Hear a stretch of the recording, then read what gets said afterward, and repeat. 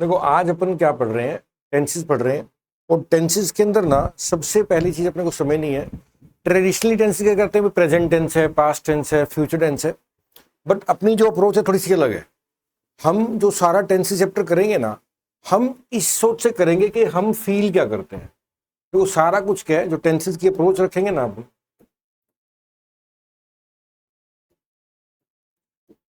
कि हम अपने मन में क्या सोचते हैं और हम फील क्या करते हैं, उस थॉट के ऊपर हमारा टेंस का कॉन्सेप्ट बेस्ड है। राइट। अब देखो, जो भी हम मन में सोचते हैं उसको क्या बोलते हैं, इमेजिनेशन। यहाँ पे क्या लिखा है, जो कुछ भी हम मन में सोचते हैं वो हमारी इमेजिनेशन यानी कल्पना है। ठीक है ना। जैसे एक लड़का दिखा रखा है, ये अपने मन में कुछ ना सोच रहा है, ऐसी हमारे मन में बहुत बातें आती हैं, सारे सोचते रहते हैं, वो सब हमारी क्या इमेजिनेशन है, कल्पना है।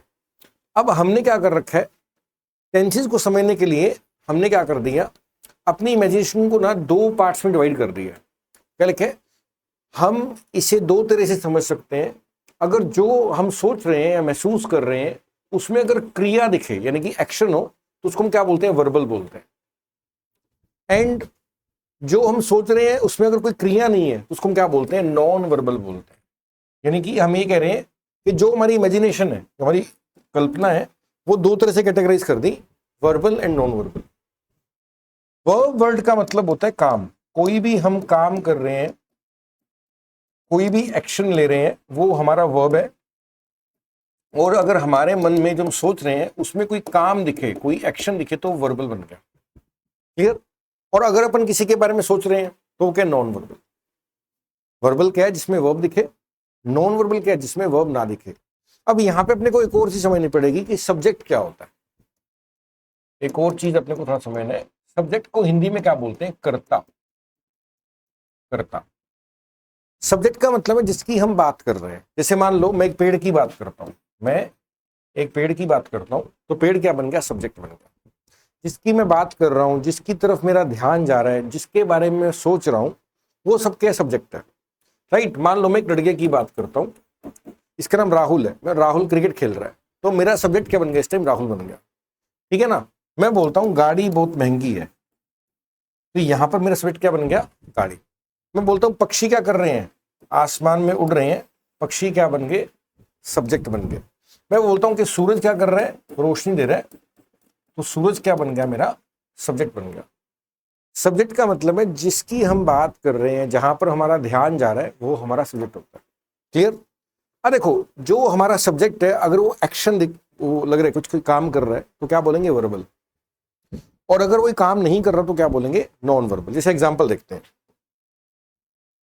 देखो जैसे एक लड़की है, ये गाना गा रही है, अब बताओ ये वर्बल है कि नॉन वर्बल है, वर्बल है, वो काम कर रहा है। यहाँ पे सब्जेक्ट क्या है, लड़की, और वो काम कर रही है, तो पिक्चर क्या बन गई, वर्बल बन गई। ये बच्चा है, तैर रहा है, सब्जेक्ट क्या बन गया, बच्चा, और वो तैर रहा है, तो ये पिक्चर क्या बन गई, वर्बल बन गई। इसी तरह से बादल क्या कर रहे हैं, बारिश कर रहे हैं, सब्जेक्ट यहाँ पे बादल है, और ये बारिश कर रहे हैं तो काम कर रहे हैं, तो ये वर्बल पिक्चर बन गई। ये लड़की क्या कर रही है, खाना बना रही है, सब्जेक्ट यहाँ पे क्या है, लड़की है, और ये खाना बना रही है, तो इसमें एक्शन है, वर्बल बन गया। तो वर्बल का मतलब क्या है, जिसमें एक्शन लिखे वर्बल है, जिसमें एक्शन नहीं है नॉन वर्बल है। अब देखो, अब कुछ पिक्चर देखते हैं जिसमें नॉन वर्बल है, कोई एक्शन नहीं है, उसको देखते हैं। जैसे लड़की क्या बहुत सुंदर है, यहाँ पे सब्जेक्ट हमारा लड़की है, लेकिन इस पिक्चर में कोई काम नहीं करती दिख रही है हमें ये, तो पिक्चर क्या बन गई, नॉन वर्बल बन गई। इसी तरह से क्या है, मैं बोलता हूँ इंडिया बहुत बड़ा देश है, यहाँ पे हम बात कर रहे हैं इंडिया की, हमारा सब्जेक्ट क्या बन गया, इंडिया। और इस पिक्चर में कोई काम नहीं दिख रहा हमारे को, इसलिए हम इस पिक्चर क्या बोलेंगे, नॉन वर्बल बोलेंगे। राइट। इसी तरह से अगर आप, ये दोनों राम और श्याम के अच्छे दोस्त हैं, तो यहां पर हमारा सब्जेक्ट क्या बन गया, बहुवचन है, क्योंकि हम दो की बात कर रहे हैं। और लेकिन इस पर भी काम नहीं करता दिख रहा, सिर्फ यही बताया जा रहा है कि अच्छे दोस्त है, तो पिक्चर क्या बन गई, नॉन वर्बल। तो मेरे ख्याल से देखो, अभी आपको ये क्लियर होगा कि सब्जेक्ट क्या होता है। क्लियर है ये। दूसरा, वर्ब क्या होता है, जो भी हम काम करते हैं, क्रिया करते हैं, वर्ब है। एंड वर्बल क्या होता है, अगर हमारे मन में ऐसी पिक्चर बने जिसमें क्रिया है, उसको क्या बोलेंगे, वर्बल। एंड नॉन वर्बल क्या होता है, अगर हमारे मन में ऐसी पिक्चर बने जिसमें एक्शन नहीं है, तो क्या बन गया, नॉन वर्बल। क्लियर। नेहा, दीक्षा, अनीशा, क्लियर है सारा ये। ठीक है। अब हम आगे क्या करते हैं, टेंसेस को समझने के लिए ना हम एक स्टेप और आगे लेके जाएंगे कि वर्बल को हम 7 तरह से कैटेगराइज करेंगे, जिनका नाम है progressive, finished, compulsion, routine, imperative, optative, modal. ये 7 तरह है। अब प्रोग्रेसिव का मतलब है अगर हमारे मन में ऐसे पिक्चर बने जिसमें कोई काम प्रोग्रेस के अंदर है, प्रोग्रेस का मतलब चल रहा है, तो इस पिक्चर को हम क्या बोलेंगे? प्रोग्रेसिव बोलेंगे, राइट। से कोई टीचर पढ़ा रहा है, कोई क्रिकेट खेल रहा है, कोई गाना गा रहा है, तो ये जो पिक्चर्स बन रही है हमारे मन में, हमें ऐसा महसूस होता है कि कुछ चल रहा है, तो ये क्या बन गया? प्रोग्रेसिव। अगर हमें ऐसा महसूस हो कि जो काम है वो क्या है? खत्म हो गया है, उसको क्या बोलेंगे? फिनिश्ड। क्लियर? क्या बोलता हूँ, टीचर ने पढ़ा दिया है, राजू ने गाड़ी साफ कर दी है, उसने खाना बना दिया है, तो यहां पर क्या है? हमें फिनिश्ड की फीलिंग आ रही है। कंपल्शन का मतलब क्या है? मजबूरी में कोई काम होना, जरूरी हो किसी काम का होना। रूटीन का मतलब है रिपीट। जब हमारे मन में ऐसे पिक्चर बने जिससे लगे कि कोई काम बार बार होता है, बार बार, तो ये पिक्चर क्या बन गई? रिपीट। जैसे बोलता हूँ, कोई बच्चा है, उसका नाम है मान लो राम, राम रोज स्कूल जाता है, तो पिक्चर तो वर्बल है, और मैसेज क्या है? हम फील क्या कर रहे हैं कि रिपीटेडली काम हो रहा है, बार बार काम होता है। तो नाम में उसका काम छुपा हुआ है। प्रोग्रेसिव का मतलब काम चल रहा है, फिनिश्ड का मतलब काम खत्म हो गया, कंपल्शन मतलब जरूरी मजबूरी, रूटीन मतलब रिपीट होना। ऐसे हम आगे पढ़ेंगे इंपेरेटिव, ऑप्टेटिव, मोडाल। कल हमने 27 हेल्पिंग वर्ब पढ़े थे, हमने पढ़े थे स्टार्टिंग में इंग्लिश में 27 हेल्पिंग वर्ब है। मोडाल्स कौन कौन से होते हैं? इंग्लिश में 13 मोडाल है। Can, could, will, would, shall, should, may, might, must, use to, dare to, need to and ought to, ये सब मोडाल्स। फिलहाल अपन इसकी बहुत इन डिटेल नहीं जा रहे, अपने को इतना ही समझना है कि मोडाल के बाद हमेशा फर्स्ट फॉर्म ऑफ वर्ब लगती है। क्या लगता है? First form. यानी कि हमारे पेपर में अगर मोडाल के ऊपर क्वेश्चन आए, उसके आगे ब्लैंक पड़े, तो उसका मतलब क्या? फर्स्ट फॉर्म आएगा। क्लियर? तो यहां तक ये क्लियर हो गया। प्रोग्रेसिव का मतलब है काम चल रहा है, फिनिश का मतलब है काम खत्म हो गया, कंपल्शन में जरूरी, रूटीन का मतलब किसी काम का रिपीट होना, इंपेरेटिव में पढ़ेंगे रिक्वेस्ट, ऑर्डर, एडवाइस, ऑप्टेटिव में दुआ, बद्दुआ, इच्छा, ये आगे पढ़ेंगे हम। क्लियर? दीक्षा, वर्बल क्या होता है बताओ? What is verbal? जिसमें काम है। नॉन वर्बल क्या होता है नेहा? जिसमें काम नहीं है। प्रोग्रेसिव क्या होता है निशा? और फिनिश्ड क्या होता है दीक्षा? What is finished? जो काम खत्म हो गया। रूटीन क्या होता है? जो काम बार बार होता है। मोडाल कितने इंग्लिश में? 13 मोडाल है। मोडाल के बाद कौन सी फॉर्म लगती है हमेशा? फर्स्ट फॉर्म लगती है। अब देखो, आगे चलने से पहले अपने को पता होना चाहिए कि वर्ब को ना इंग्लिश में 6 तरह से लिखा जाता है। देखो, एक तो अपने को पता है वर्ब होता क्या है। कोई भी हम काम करते हैं, वर्ब का मतलब है एक्शन, यानी कि काम। और अपने को यह पता होना चाहिए कि इंग्लिश में वर्ब को 6 तरह से लिखा जाता है। इसको हम क्या बोलते हैं? वर्ब के 6 form, like first form, second form, third form, fourth form, fifth form and sixth form. जो फोर्थ फॉर्म होता है इंग्लिश के अंदर वर्ब का, इसके में क्या लगता है? हमेशा आईएनजी लग जाता है। जो हमारी फर्स्ट फॉर्म है, अगर मैं इसके साथ आईएनजी लगा दूंगा तो क्या बन जाएगी? फोर्थ फॉर्म बन जाएगी। जैसे प्ले फर्स्ट फॉर्म है तो प्लेइंग क्या बन गया? फोर्थ फॉर्म बन गया। गो फर्स्ट फॉर्म है तो गोइंग क्या बन गया? Fourth form. ईट का फोर्थ फॉर्म ईटिंग, स्लीप का फोर्थ फॉर्म स्लीपिंग। तो याद क्या रखना है? फोर्थ फॉर्म में हमेशा क्या लगेगा? आईएनजी लगेगा। फिफ्थ फॉर्म में क्या होता है? एस या ईएस लग जाता है। एस या ईएस लग जाएगा तो फिफ्थ फॉर्म मिल जाएगा। यानी कि फर्स्ट फॉर्म के साथ अगर मैं एस या ईएस लगा दूं तो क्या बनेगी? फिफ्थ फॉर्म बन जाएगी। ये प्ले का क्या बन गया? प्लेज। गो का क्या बन गया? गोज। ईट का क्या बन गया? ईट्स। स्लीप का क्या बन गया? स्लीप्स। तो ये हमारी क्या बन गई? Fifth form. इसी तरह से अगर मैं टू लिख दूं, फर्स्ट फॉर्म के पहले अगर मैं टू लिख दूं तो क्या बन जाएगी? सिक्स्थ फॉर्म बन जाएगी। यानी कि अगर प्ले लिखा है, मैं इसके पहले टू लगा दूं तो क्या बन जाएगी? सिक्स्थ फॉर्म बन जाएगी। प्ले का सिक्स्थ फॉर्म क्या बन जाएगा? To play. सिंपल है, टू लग गया। और गो का सिक्स्थ फॉर्म क्या बन जाएगा? To go. ईट का टू ईट, स्लीप का टू स्लीप। तो जो हमें ये पता है कि वर्ब क्या होता है, कोई भी काम करते हैं वर्ब है, उसके 6 फॉर्म है। अगर आप आईएनजी लगा दोगे तो बनेगी फोर्थ फॉर्म। अगर आप एससीएस लगाओगे तो फिफ्थ फॉर्म। अगर आप टू लिखोगे तो क्या बन जाएगी? सिक्स्थ फॉर्म बन जाएगी। अब रहेगी बीच की 2 फॉर्म, ये अपने को याद करनी है, ठीक है ना। धीरे सीखेंगे। जैसे प्ले की क्या बनेगी? Played played. गो की क्या बनेगी? Went gone. Eat ate eaten. Sleep slept slept. तो ये 6 की 6 फॉर्म अपने को आनी चाहिए। तो धीरे धीरे सेकंड और थर्ड धीरे धीरे बाय द टाइम अपने को आ जाएगी। क्लियर है यहां तक? अब देखो थोड़ा सा आगे चलते हैं। अब एक चीज और सीखनी है अपने को, वो होता है कि देखो helping verbs associated with each form of verb. देखो हमने ये पढ़ लिया कि वर्ब की 6 फॉर्म है। अब इंग्लिश भाषा में क्या है, हर क्रिया के हर एक फॉर्म का अपना अपना हेल्पिंग वर्ब है। ये ठीक इस तरह से जैसे मान लो कोई ताला है और उसकी चाबी है। देखो ये यहां से पेपर में भी बहुत क्वेश्चन आते हैं, मान लो ताला है, इसकी चाबी है, तो फिक्स है ना, ये आप इसमें बदल नहीं सकते।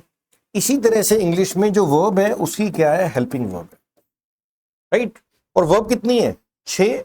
हर एक फॉर्म की अपनी अपनी हेल्पिंग वर्ब है, वो फिक्स है इंग्लिश के अंदर, आप उसको बदल नहीं सकते। अगर हम क्रिया की हेल्पिंग वर्ब को बदल देते हैं तो वो एरर काउंट हो जाएगा, वो गलती आ जाएगी, ठीक है। जिससे मैं एग्जांपल देते हैं, देखो अब जैसे ये लिखा है, देखो अब आपको याद क्या करना है, जो फर्स्ट फॉर्म होती है, हमने भी क्या पढ़ा था, फर्स्ट फॉर्म के साथ आईएनजी लगा दोगे क्या बनेगा, फोर्थ फॉर्म, SES2। ये तो क्लियर हो गया। सेकंड और थर्ड हमने याद करनी है। तो खेलना, खेलने का मतलब है कोई लड़का खेल रहा है, तो ये वर्ब आ गई, और वर्ब को 6 तरह लिखा है, first, second, third, fourth, fifth, sixth. अब हर एक फॉर्म का अपने को हेल्पिंग वर्ब याद करते हैं। फर्स्ट फॉर्म का हेल्पिंग वर्ब है डू, सेकंड का है डिड, थर्ड का है has have, had, will have, fourth का is, am are, was, were, will be, fifth का डज, सिक्स्थ का कोई हेल्पिंग वर्ब नहीं होता, राइट। इंग्लिश में 6 फॉर्म है क्रिया के। फर्स्ट फॉर्म का हेल्पिंग वर्ब क्या होता है, डू, सेकंड का डिड, थर्ड का has have, had, will have, fourth का is, am are, was, were, will be, fifth का डज, सिक्स का कोई हेल्पिंग वर्ब नहीं होता। ये पूरी इंग्लिश के अंदर चीज फिक्स रहेगी, ठीक है ना। जैसे कोई एग्जांपल देखते हैं, गो, गो फर्स्ट फॉर्म है, इसका हेल्पिंग अगर मैं पूछूं आपसे तो क्या आएगा, डू, आपको सीधा याद करना चाहिए। वेंट का हेल्पिंग वर्ब क्या है, डिड। गोन का हेल्पिंग वर्ब क्या है, has have, had, will have. Going का हेल्पिंग वर्ब क्या है, is, am are, was, were, will be, goes, इसका कोई हेल्पिंग वर्ब नहीं। क्लियर। अब देखो एक सिंपल सी बात समझते हैं, ऐसी ईट के दिखा रखे हैं, do, did, has have, had, will have, ऐसी स्लीप के दिखा रखे हैं। देखो अब पेपर में क्या आया था, जैसे मैंने लिख दिया यहाँ पे आईएनजी। अब मेरा क्वेश्चन है, आपसे बताओ आईएनजी कौन सी फॉर्म ऑफ वर्ब है, first, second, third, fourth, fifth, sixth. Fourth, इसके हेल्पिंग वर्ब्स कौन से होते हैं, होते हैं fourth, is, am are, was, were, will be. यानी कि ग्रामर ये कहते हैं भाई आईएनजी के साथ आप इज लगा सकते हो, एम लगा सकते हो, आर लगा सकते हो, वॉज लगा सकते हो, वर लगा सकते हो, विल भी लगा सकते हो, क्योंकि इसकी चाबियां हैं, ये ताले चाबी हैं, और कुछ लगा सकते हैं। यानी कि अगर पेपर आया और मैं लिख दूं यहाँ पे आईएनजी के साथ हैज, तो बताओ ये सही पेयर है कि गलत है, ये गलत है, ये एरर बन गया। तो कई बार पेपर में क्या आता है, या तो एरर आ जाता है, एरर में क्या करेगा, वर्ब के साथ हेल्पिंग ऑफ कुछ और लगा देगा, ये गलत हो गया। या क्या पेपर में फिल इन द ब्लैंक आ जाता है, या क्या पेपर में फिल इन द ब्लैंक आपको देखने को मिलेगा। इसमें जैसे आईएनजी लगा दिया और यहां पर ब्लैंक दे देगा, आपको ऑप्शन क्या दे देगा कि हैज आएगा, वुड आएगा, इज आएगा, या नन आएगा। Can you guess the answer? Is. कारण क्या है, क्योंकि आईएनजी की हेल्पिंग ऑफ क्या है, is, am are, was, were, will, तो इज हमारा पकड़ो, इज हमारा आंसर। तो दो तरह से क्वेश्चन देखने को मिलता है, या तो एरर की फॉर्म में देखने को मिलता है, या फिल इन द ब्लैंक की फॉर्म में देखने को मिलता है। देखो verbal clear, non verbal clear, progressive, finished, compulsion, routine, imperative, operative, modal. Verb के 6 फॉर्म होते हैं, हर एक फॉर्म का अपना अपना हेल्पिंग वर्ब है। अब हम एक स्टेप और आगे बढ़ रहे हैं, इसमें हम क्या पढ़ रहे हैं, प्रोग्रेसिव। जैसे लड़की गाना गा रही है, बताओ वर्बल है कि नॉन वर्बल है, वर्बल है, और ये काम चलता दिख रहा है, और हमें मालूम है जब कोई शी इज सिंगिंग, जब कोई काम चल रहा है तो क्या बोलते हैं, प्रोग्रेसिव, काम चल रहा है। अब ग्रामर ये कहती है कि भाई आपके पास 6 फॉर्म ऑफ वर्ब है, ग्रामर ये कहती है first, second, third, fourth, fifth, sixth, 6 form of verb बन गए। हर एक फॉर्म का अपना अपना काम है। देखो कोई चीज अगर है तो it has something to serve, it has some purpose. अगर कोई चीज है तो उसका कोई काम है। तो अगर फोर्थ फॉर्म का काम क्या है, ये शो करना कि समथिंग इज गोइंग ऑन। अगर कोई काम चल रहा है तो उसको हम इंग्लिश में फोर्थ फॉर्म से ही बता सकते हैं। जैसे लड़की गाना गा रही है, आप खाना बना रहे हो, मैं पढ़ा रहा हूं, कोई आ रहा है, कोई सो रहा है, कोई पढ़ रहा है, सब हर बंदा कोई ना कोई काम कर रहा है। तो जब आपको ऐसा महसूस हो रहा है कि कुछ चल रहा है, तो इंग्लिश भाषा में वो फोर्थ फॉर्म बन गया। तो गाना गा रही तो क्या बन गया, सिंगिंग। अब आईएनजी के हेल्पिंग वर्ब कौन से होते हैं फोर्थ फॉर्म के, is, am are, was, were, will be. देखो हेल्पिंग वर्ब का क्या काम है कि कोई चीज कब हो रही है आपको ऐसा एहसास करवाना। मैं बोलता हूँ लड़की कल सुबह गाना गा रही थी, तो आपका थॉट, आपकी फीलिंग पास्ट में चलेगी। और ये कल सुबह गाना गा रही होगी तो आपका थॉट, आपकी फीलिंग फ्यूचर में चला गया। ये अभी गाना गा रही है, आप प्रेजेंट में आ गए। तो हमारी कॉन्शियसनेस क्या है, मूव करती रहती है, कभी प्रेजेंट में, कभी पास्ट में। ग्रामर में वो हमारा जो प्रेजेंस है, जो हम फील कर रहे हैं, वो क्या चीज मूव करवाती है? Helping verbs. अगर आपको ऐसा अनुभव हो रहा है कि कुछ चल रहा था, इसका मतलब आपको पास्ट की बात फील हो रही है, तो आप यहां पे आ गए। और आपको लगता है कि अभी कुछ चल रहा है, आप यहां पे हो। आपको लगता है तो भविष्य में हो रहा होगा, फ्यूचर में चले गए आप, है ना। हमारा बॉडी यहीं पे, लेकिन हम कभी पास्ट में होते हैं, कभी प्रेजेंट में होते हैं, कभी फ्यूचर में होते हैं, हम वो फील करते हैं। तो अगर आपको लगता है कुछ चल रहा है, तो पहली बात तो आईएनजी लगेगा। और वो अगर अभी चल रहा है तो इज एम आर लगाना है आपने, पास्ट में चल रहा है तो वॉज वर लगाना है, फ्यूचर में चल रहा है तो क्या लगाना है? विल बी लगाना। क्लियर? डाउट तो नहीं है ना? अगर पेपर में मैं आईएनजी के साथ हैज लगा दूं तो बताओ सही होगा गलत होगा? गलत है। आईएनजी के साथ मैं वुड लगा दूं, विल लगा दूं, गलत। क्योंकि आईएनजी की हेल्पिंग भी क्या है? आईएनजी का मतलब है आपको फील हो रहा है काम चल रहा है, इसका ये मतलब है। और इन हेल्पिंगों का मतलब है ये फील होना कि काम कहां चल रहा है, प्रेजेंट में, पास्ट में, फ्यूचर। क्लियर? आगे समय यहां तक कोई डाउट तो नहीं है? अब आगे चलते हैं। अब देखो एक और चीज अपन समझते हैं इसी के अंदर कि परफेक्ट प्रोग्रेसिव सेंटेंसेस क्या होते हैं, टेंसेस क्या होते हैं। तो इसमें भी क्या है, देखो ये लड़का खेल रहा है, बताओ वर्बल है कि नॉन वर्बल है? अब इस पिक्चर में क्या दिखाया गया है? ये लड़का खेल रहा है, खेल रहा है, खेल रहा है। लड़का क्या है? खेल रहा है, लगातार खेल रहा है। ये लड़का 3 घंटे से खेल रहा है, 2 दिन से खेल रहा है, 10 दिन से पढ़ रहा है। लाइक कोई काम चल रहा है तो वर्बल है। और चल रहा है तो बताओ ये प्रोग्रेसिव है, फिनिश्ड है, कंपल्शन है? प्रोग्रेसिव। चल रहा है ना, तो when something is going on it's progressive है, तो ये प्रोग्रेसिव चल रहा है ना। चलता हूं ये लड़का 3 घंटे से फुटबॉल खेल रहा है, ठीक है, गोइंग ऑन, तो इसलिए क्या लग गया? फोर्थ फॉर्म आ गया। क्लियर? यहां तक आईएनजी क्यों लगाया? क्योंकि हमें फील क्या हो रहा है कि कुछ चल रहा है। और ग्रामर में जब कुछ चल रहा है तो फोर्थ फॉर्म लगानी है। अब आगे हमें फील कहां पे हो रहा है? प्रेजेंट में, पास्ट में या फ्यूचर में? अगर कोई काम लंबे समय चलता फील हो रहा है और प्रेजेंट में भी दिख रहा है आपको, तो हैज हैव बीन। और पास्ट में चल रहा था लंबे समय से, यानी कि टाइम आ गया इसका, लंबा समय मैं बोल रहा हूं, तो हैड बीन। और फ्यूचर में क्या हो जाएगा? Will have been. क्लियर है? तो प्रोग्रेसिव ही, बस इसमें वो चीज लंबे समय चलती आ रही है, तो has have been, had been, will have been आ जाएगा। क्लियर? और कोई भी काम की अगर शुरुआत हो, अगर कोई काम की देखो शुरुआत, जैसे मैं बोलता हूं ये मंडे से फुटबॉल खेल रहा है, शुरुआत कब की इसने? मंडे। तो शुरुआत के लिए इंग्लिश में वर्ड है सिंस। क्या लिखोगे आप? Since Monday. मैं बोलता हूं ये 25 मार्च से यहां पे पढ़ रहा है, शुरुआत की 25 मार्च को, सिंस 25th ऑफ मार्च। ये सुबह 4 बजे से खेल रहा है। कब शुरू किया? 4 बजे। तो जब भी आपको स्टार्टिंग का पता लगे, चाहे कोई दिन हो जाए, बोलता हूं चाहे कोई देखो डेट आ जाए, चाहे कोई डे आ जाए, चाहे कोई टाइम आ जाए, चाहे कोई मंथ आ सकता है, ये मार्च से खेल रहे, चाहे कोई साल से आ सकता है, ये 2015 से यहां पे पढ़ रहे हैं। तो कहने का जब कोई काम चल रहा है, उसकी शुरुआत को आपने बताना है, तो आप लगाओगे सिंस। और 4 ये लेंथ दिखा रखा है, ये क्या है? लेंथ। लेंथ के लिए क्या है? 4।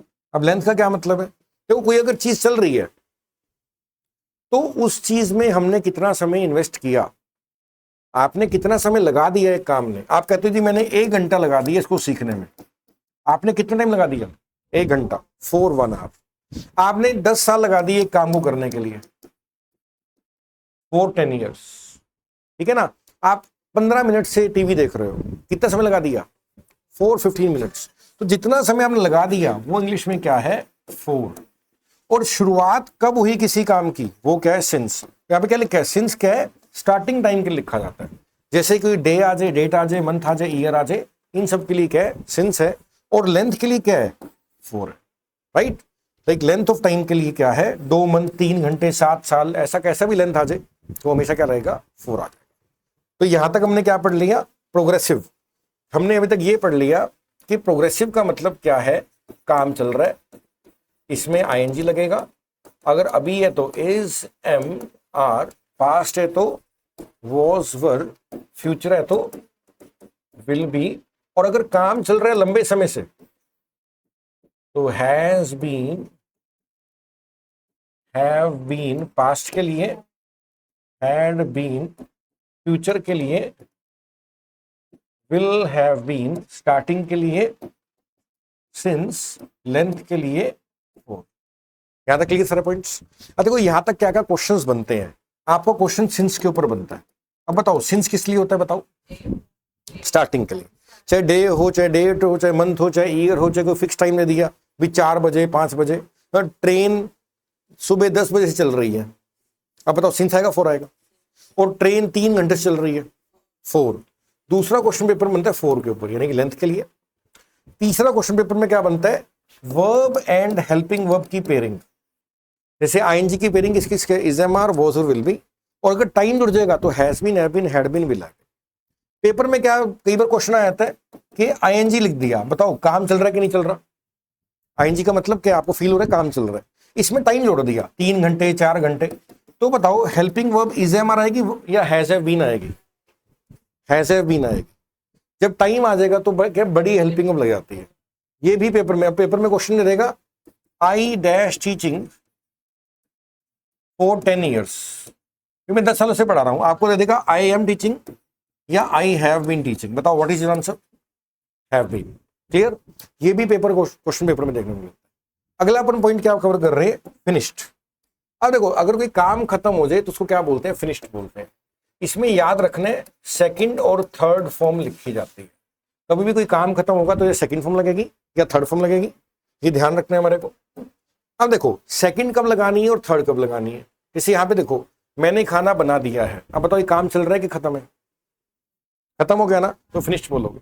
मैंने खाना बना दिया था, मैंने खाना बना दिया होगा, सभी में काम खत्म होने की फीलिंग आ रही है। अगेन देखो फील क्या कर रहे हो आप, आपने वो समय, अब यहाँ पे फीलिंग क्या आ रही है, क्या काम खत्म हो गया, चाहे प्रेजेंट है चाहे पास्ट है फ्यूचर। अब ग्रामर कहती है कि काम खत्म हो गया ना, या तो सेकंड फॉर्म लगानी है या थर्ड। अभी हम थर्ड की बात कर रहे हैं, सेकंड को छोड़ रहे हैं।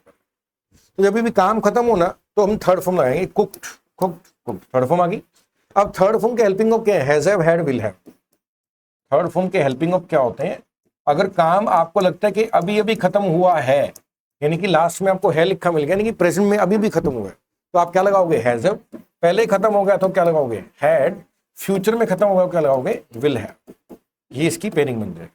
क्लियर, जैसे मैंने खाना बना दिया है, आई हैव कुक्ड फूड, खाना बना दिया था, आई हैड कुक्ड फूड, खाना बना दिया होगा, I will have cooked food. Clear, कोई डाउट तो नहीं है ना। अब देखो, अब देखते हैं सेकंड फॉर्म कब लगती है। हमने भी एक पढ़ा, देखो यहाँ पे क्या दिखा रखा है,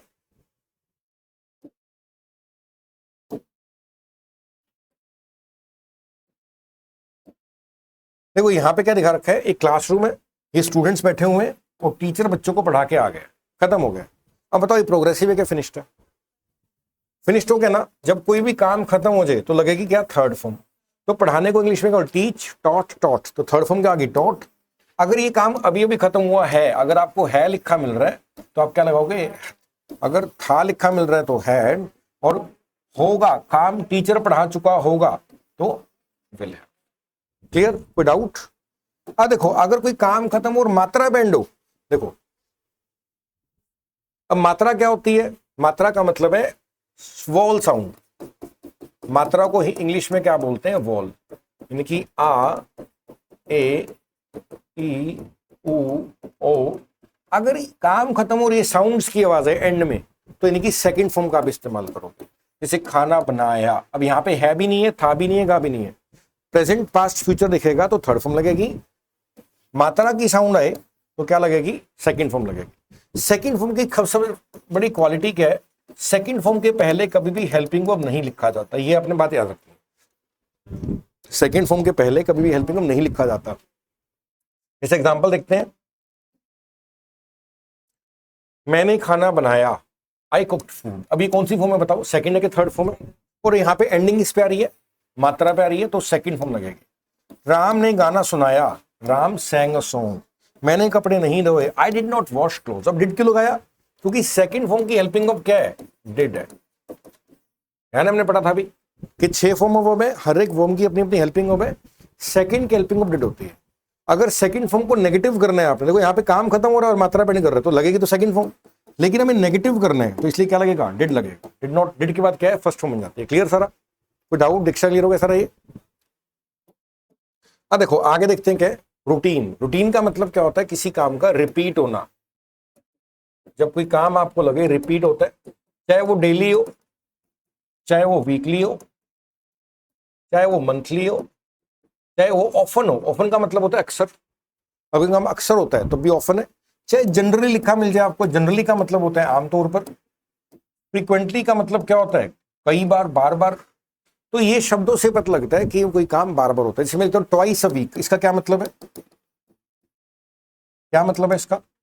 हफ्ते में 2 बार, यानी कि काम रिपीट होता है हफ्ते में 2 बार। थ्राइस अ मंथ लिख दिया मैंने, महीने में 3 बार, ईयरली यानी कि सालाना। तो इन शब्दों से पता लगता है कि काम बार बार होता है। जब कोई काम बार बार होता है तो क्या बन गया? रूटीन। अब याद क्या रखना है? जब भी कोई काम बार बार होगा तो या तो फर्स्ट फॉर्म लगेगी या लगेगी फिफ्थ फॉर्म। ये टीचर क्या डेली बच्चों को पढ़ाता है? अब टीचर क्या है, डेली बच्चों को पढ़ाते हैं, बताओ वर्बल है क्या नॉन वर्बल है? और यहाँ पे आप फील क्या कर रहे हो? यहाँ पे आप फील कर रहे हो रिपीट, काम रिपीट हो रहा है, तो या तो लगेगी फर्स्ट फॉर्म या लगेगी फिफ्थ फॉर्म। क्लियर? अब एक क्वेश्चन का जवाब दो, फॉर्म्स ऑफ वर्ब कितने होते हैं? फॉर्म्स ऑफ वर्ब 6 होते हैं। अगर काम करने वाला अकेला बंदा है, यानी कि अकेला है, तो याद रखना फिफ्थ फॉर्म लगेगी। अगर ये ज्यादा लोग हैं, आई यू या प्लूरल है, तो लगेगी फर्स्ट फॉर्म। क्लियर? और फर्स्ट का हेल्पिंग ऑफ क्या होता है? डू। फिफ्थ देखो क्या लिखा है, एक से ज्यादा के साथ फर्स्ट फॉर्म लगेगी, आई यू के साथ फर्स्ट फॉर्म लगेगी, और अगर अकेला है तो क्या लगेगी? अब फर्स्ट का हेल्पिंग ऑफ क्या होता है? डू। फिफ्थ का हेल्पिंग क्या होता है? डज। यानी कि अगर फर्स्ट को नेगेटिव करना है तो डू नॉट लग जाएगा, फिफ्थ को नेगेटिव करना है डज नॉट लग जाएगा। जैसे एग्जांपल लिखते हैं, मैंने लिखा प्ले। प्ले कौन सी फॉर्म है बताओ? फर्स्ट इसका नेगेटिव क्या बनेगा? Do not play. अब डू क्यों लगाया? क्योंकि फर्स्ट के साथ मैं डू ही लगा सकता हूं, हेल्पिंग ऑफ की पेयरिंग है। और ऐसी प्लेज लिखा, अब प्लेज कौन सी फॉर्म है? फिफ्थ की हेल्पिंग ऑफ क्या होती है? डज। तो नेगेटिव क्या बनेगा? डज नॉट प्ले लिखा जाएगा, प्लेज नहीं। क्लियर है यहां तक? आ गया समझ? नेक्स्ट हमारा वर्ड है कंपल्शन। अब कंपल्शन क्या होता है? अगर कोई काम को करना जरूरी हो, मजबूरी हो, उसको क्या बोलते हैं? कंपल्शन। इस एग्जांपल देखते हैं, ये लड़का, इसको गाड़ी साफ करनी पड़ती है। अब बताओ ये पिक्चर वर्बल है कि नॉन वर्बल है? और आपको फील क्या हो रहा है? फील क्या हो रहा है? मजबूरी। जब कोई काम मजबूरी में फील हो तो याद रखना फर्स्ट फॉर्म लगती है, साथ में has to, have to, had to and will have to. अगर आपको लगता है कि मजबूरी अभी की है तो हैज टू हैव टू लगेगा, पहले की थी तो हैड टू लगेगा, भविष्य की होगी तो विल हैव टू लगेगा। क्लियर सर यहां तक? कोई डाउट तो नहीं है? अब देखो ये हमने क्या कर लिया, थोड़ा टेंसेस का हल्का सा बेस बनाया है। अभी तक आपको क्या क्या क्लियर हो गया होगा? वर्बल क्या है, नॉन वर्बल क्या है, सब्जेक्ट क्या है, फॉर्म्स ऑफ वर्ब कितनी है, हर एक फॉर्म का अपना अपना हेल्पिंग वर्ब है। फर्स्ट का डू है, सेकंड का डिड है, थर्ड का has have, had, will have, fourth का इज एम आर, वाज और विल बी, फिफ्थ का डज, सिक्स्थ का हेल्पिंग वर्ब नहीं होता। हमने भी पढ़ लिया प्रोग्रेसिव में आइंज लगेगा, साथ में इज एम आर, वाज और विल बी, और अगर टाइम आ जाएगा तो has been, have been, had been, will have been. Starting के लिए सिंस लिखा जाता है, लेंथ के लिए फॉर लिखा जाता है। कोई काम अगर खत्म हो गया तो 2 ऑप्शन है, मात्रा पेंड होगा तो सेकंड फॉर्म लगेगी, और अगर है था गा पेंड होगा थर्ड फॉर्म लगेगी। और रूटीन का मतलब किसी काम का बार बार होना, first form, fifth form. First का हेल्पिंग ऑफ डू होता है, फिफ्थ का डज होता है। कंपल्शन मतलब जरूरी मजबूरी में किसी काम का होना, तो इसमें has to, have to, had to, will have to लगेगा, डिपेंडिंग कि आपको कंपल्शन कहां पे फील हो रही है। साथ में आपने ये भी समझ लिया कि वर्बल का मतलब है एक्शन होना, और एक्शन फील कहां पे हो रहा है उसके लिए आपके हेल्पिंग वर्ब्स होते हैं। यहां तक क्लियर हो गया सारा? इसके आगे अपन करेंगे कंटिन्यू नेक्स्ट लेक्चर के अंदर। इस रिकॉर्डिंग में इतना ही कर रहा हूं मैं, फिर ज्यादा हो जाएगा। ठीक है?